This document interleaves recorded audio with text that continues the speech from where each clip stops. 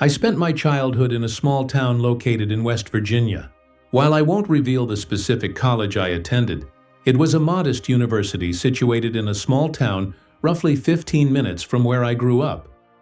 I was a freshman back in 2021, and COVID was still a significant factor shaping my college experience. One of the biggest impacts was felt in the dorms. Due to COVID, most students didn't stay on campus. Instead, they rented apartments in the vicinity. I was financially constrained and didn't have that option. Consequently, I stayed on campus and drove home for the weekends as I lived so close by. Nevertheless, I desired the complete college experience, including living in the dorms. On my first day, I met my roommate. We'd had a little text conversation beforehand because the school provided us with each other's phone numbers to facilitate getting to know one another, which I found a bit odd. She was the one to message me first, and she came across as pleasant. When we met in person, she seemed nice enough, but she wasn't very talkative and carried herself with a sense of privilege. During one conversation, she mentioned, "Well, everyone has their own rooms this year because of the lack of students. I had my own last semester, and I did until you moved in." I was momentarily stunned and unsure how to respond, so I simply changed the subject and continued the conversation. I informed her that I lived nearby and that I'd be leaving for home on Fridays and returning Monday morning at 6 a.m. She wasn't very talkative during the weekdays, mostly spending her time with her boyfriend in his dorm room. Now for the unsettling part. The first Friday, I packed my bag for the weekend and left. I returned precisely at 6 a.m. on Monday morning, as I had stated I would. Since my first class wasn't until 10 a.m., I went back to sleep. My bed had a thick memory foam mattress, and after lying down for about 10 minutes, I felt the edge of the bed indent. I remained still. I waited a minute, barely registering what was happening due to my exhaustion. Then the mattress flattened again. It was then that it dawned on me. Someone had leaned on my bed. I turned around and saw her facing the wall, presumably asleep. So I went back to sleep. The following weekend, I left again and returned at the same time. Once more, I wanted more sleep. Moments after lying down, I felt the mattress indent again. But this time it wasn't just the edge. The entire side sagged and someone was sitting beside me. I didn't move. I lay there frozen. Then I heard them get up. My bed was quite high. I actually needed a step stool to get onto it. And I heard them jump off. I held my breath, then looked over. She was again lying on her bed, facing the wall. I was confused. Was I hallucinating from lack of sleep? Was it sleep paralysis? It couldn't be. I could still move. Could someone have gotten into my room? Impossible. We were the only ones with keys. I concluded I must have been extremely tired and just imagining things. So I went back to sleep. When Monday arrived, I was genuinely nervous. I walked in and saw her lying down, facing my bed. She was asleep, so I climbed into bed and tried to sleep as well. 5 minutes later, I felt my bed indent again. I squeezed my eyes shut, felt someone sit next to me and braced myself to turn around. Then I felt a hand on the back of my neck. My heart sank. I thought I was going to pass out. I didn't move a muscle. They didn't squeeze. They just held my neck. What felt like hours later, I felt them finally get off my bed. I still didn't move. I stayed frozen for a few more moments, terrified, then turned around. She was facing the wall, sleeping, but I didn't care. I left the room immediately and called my mom. I didn't go to class. I told my mom everything, and she reported it to the school. I was allowed to switch rooms, thank goodness. They asked if I wanted to involve the police, but I said no. There wasn't actual proof she had done anything. I just asked them not to assign her another roommate. After settling into my new room, I recalled a few things. She had once mentioned that she had a previous roommate who didn't stay long, but she never explained why. I also remembered one day she opened a locked drawer containing about 10 bottles of prescription medicine. She claimed it was for a skin issue. I wondered if that was true. Perhaps she had another disorder or was experiencing scary side effects from the medication.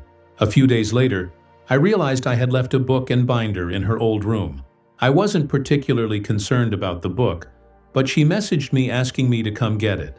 I told her I needed to focus on school in my new room, but agreed to retrieve my things to avoid suspicion. My key still worked, so I went in. She wasn't there, and I sighed in relief. I grabbed my belongings and turned to leave.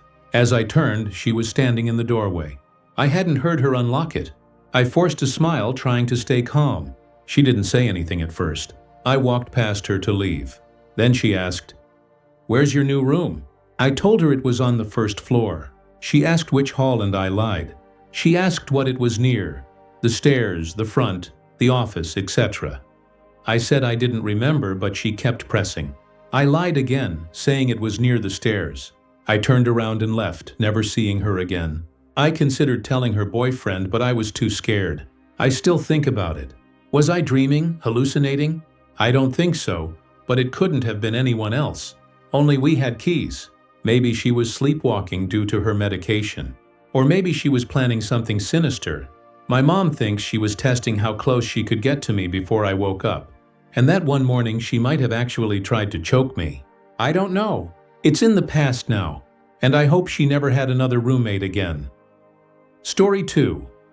This incident happened during my time at university.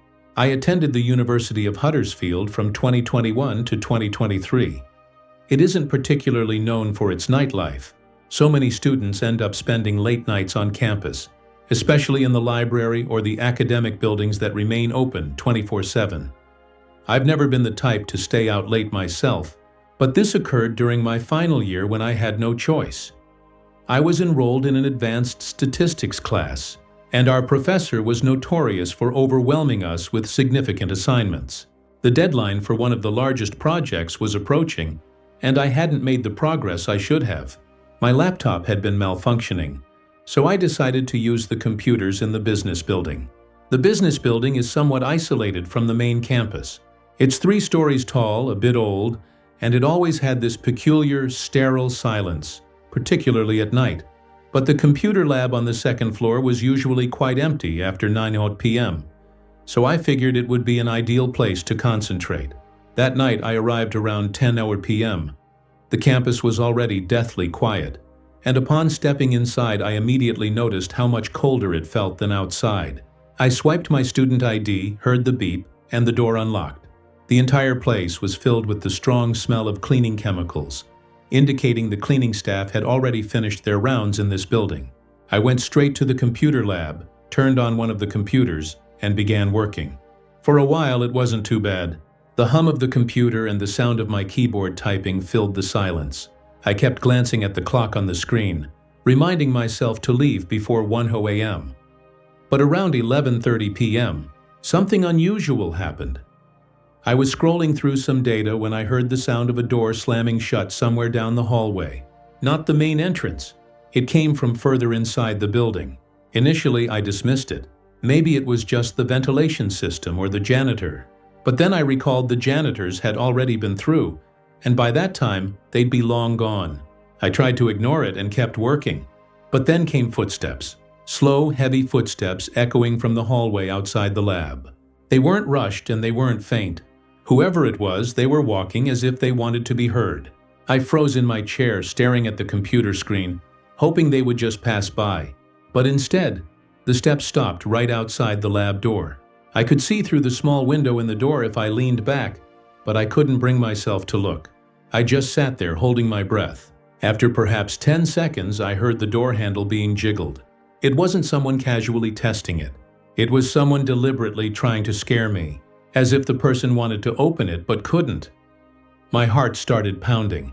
The lab doors locked automatically after a certain time, so I knew they shouldn't be able to just walk in, but the way they kept jiggling the handle made me feel sick.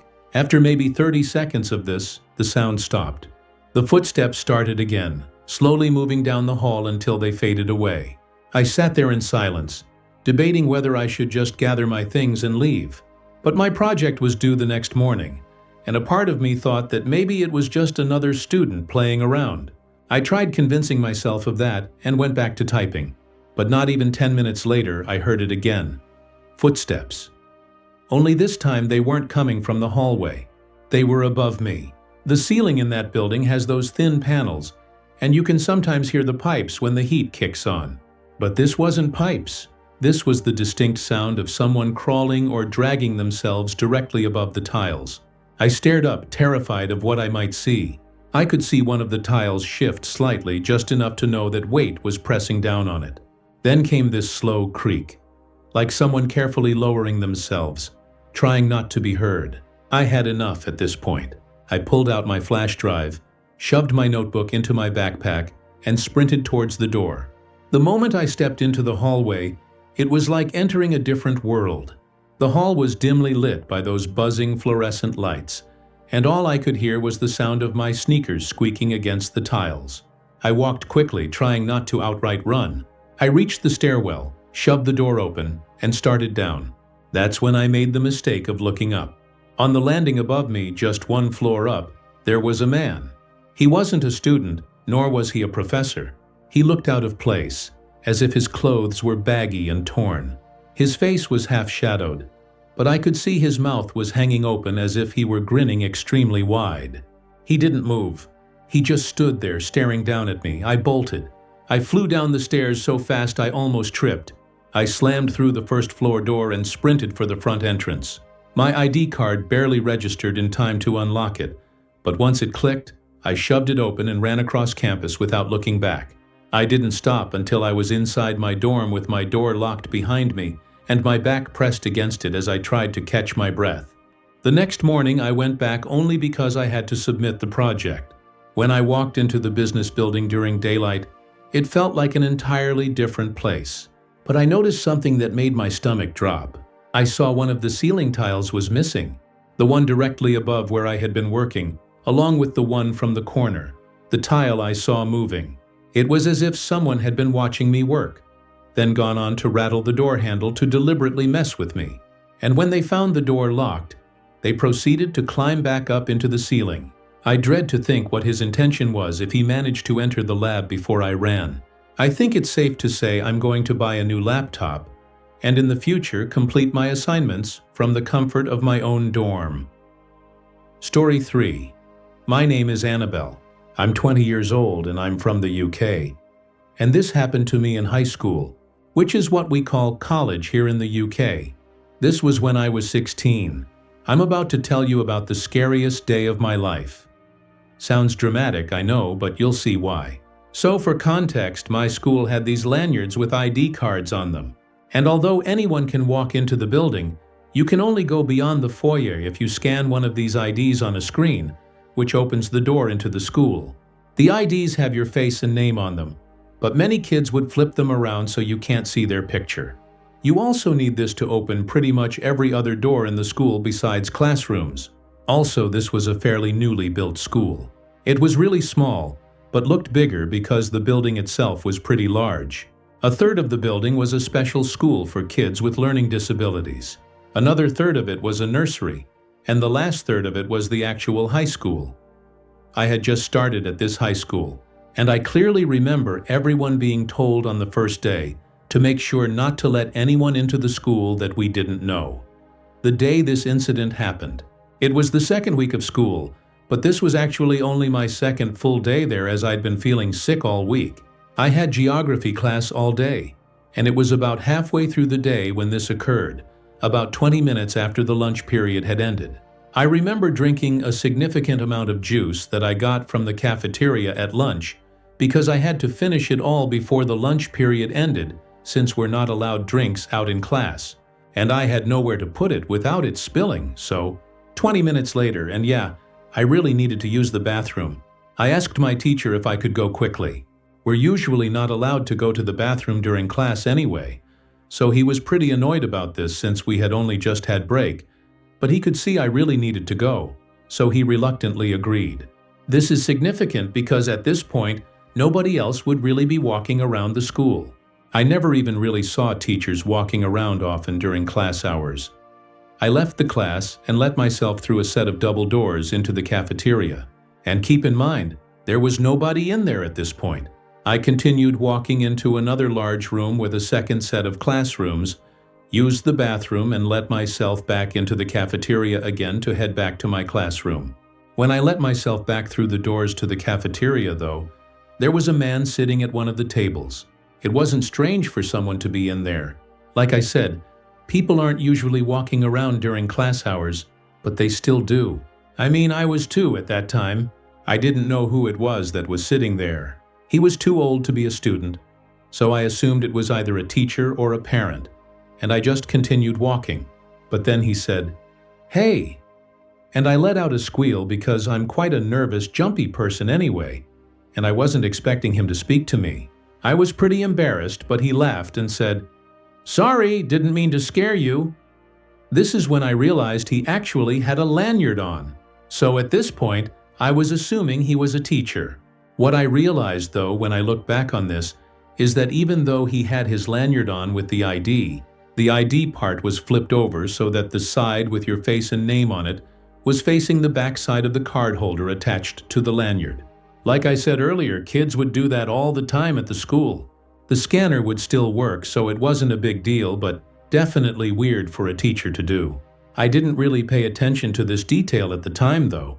I need some help getting some work things out of my car. "Do you mind coming out with me for just a sec?" he asked me. I didn't hesitate to reply with, "Yeah, of course," because again, I just assumed this was a teacher. We walked out of the cafeteria in silence and into the foyer and then out of the building. And I kind of noticed he seemed a bit nervous, like teachers usually make small talk with you when you're walking somewhere with them. And he was saying nothing. And also he was moving his hands a lot. Like at one point he had his hands in his pockets, and then he'd take them out and kind of hold his hands together. I'm really shy and not too good in social situations, so I didn't make any attempts at small talk either. With the layout of the front of the school after we left the building, you've got about 50 or so meters, which is about 55 yards, to the car park, which you can't see until you're right next to it, because there's a bunch of bushes which obscure it. If you walk straight on without turning into the car park, you'll be off the school property. So, we were walking to the car park in silence, and then he suddenly says, "Yeah, my work stuff is in the boot." That's what we call the trunk of a car in the UK. He said, "I have a few bags, so I just need you to help me carry a couple into the school." I said, "Yeah, that's fine." We got to the car park and he said, "My car is the blue one down at the end." And as we got a few meters from it, I could kind of see something in the back seat. And as we were getting closer to it, I realized there were at least 2 men hiding in the back seat. I froze, and instead of running away, I blanked, and I guess they saw that I could see them because the back door swung open. And all of a sudden, there was a man scrambling out of the car, and the man who I thought was a teacher grabbed my arm as I turned to run back to the school. This guy was pretty tall and large, by the way, and for context, I'm 5'2" and quite underweight, so I don't know how I managed it. Rush of adrenaline or whatever, but I used all the strength in my body to pull my arm out of his grip and start running back towards the school. I could hear multiple heavy footsteps running after me, but thank God they stopped pretty soon after I started running away because mine had big glass automatic doors and you have to just wait for them to open. And they definitely would have caught up to me if they kept going. I guess the fact that they were glass doors, though, would have been risky if there was someone walking by. Either way, though, I got into the foyer and ran straight into the open cafe, which was attached to the library, and I ran up to the person working at the cafe to tell her the situation. She calmed me down and came with me into the school to a teacher's office and called my parents and the police. There's security cameras in the parking lot, so they were caught and charged with attempted kidnapping. Also, turned out the man was able to enter the building because some kid dropped their lanyard outside the school, and that's what he was using and why he flipped the ID over. I didn't go back to school for a couple of weeks, and I'm still having therapy for this experience. But I felt writing this whole thing down and sharing my story would help me process things. This remains the scariest experience of my life.